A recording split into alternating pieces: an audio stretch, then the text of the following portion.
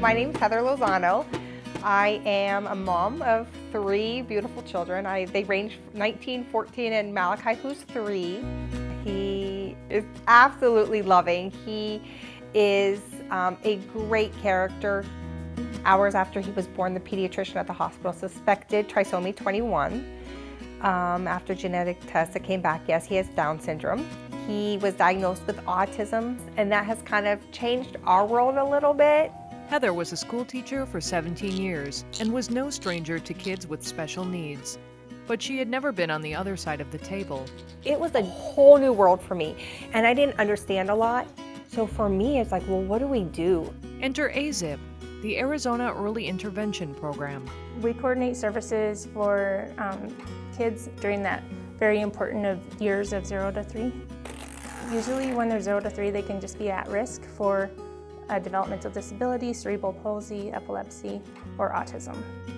Stephanie Davis became Malakai's service coordinator in 2018. She connects clients and their families with the services they need during those first critical years. Services like the kind Hillary and Allison provide. So what I do is I help children with a variety of different conditions, and I help them work on their motor skills. So I may be helping them learn to sit, learn to crawl, learn to walk. Usually we'll get referrals for toddlers who are delayed in talking or they're struggling with feeding.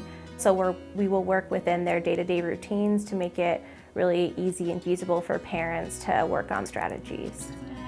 Our goal is with the early intervention program, we'll work from birth to 3, and then as they get closer to 3, we're going to help them transition. So if they have DDD services, that will look a little bit different based on the child's needs. They're going to get more intensive therapies.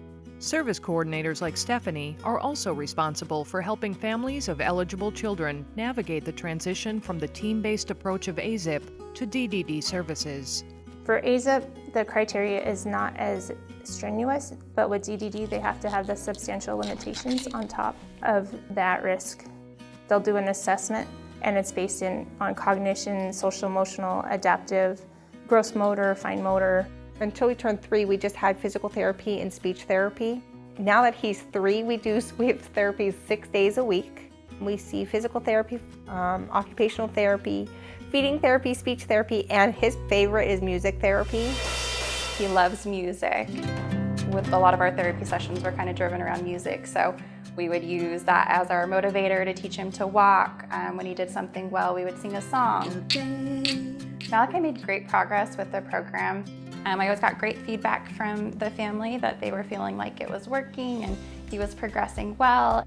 He is taking off his socks independently. He is holding a toothbrush. In physical therapy, he's working on stepping up and stepping down off of things. Our next step is to get him a communicative device so he can work on communicating with us. One day I would ultimately love to hear him say, "I love you, Mom." But our goal is just to have him happy.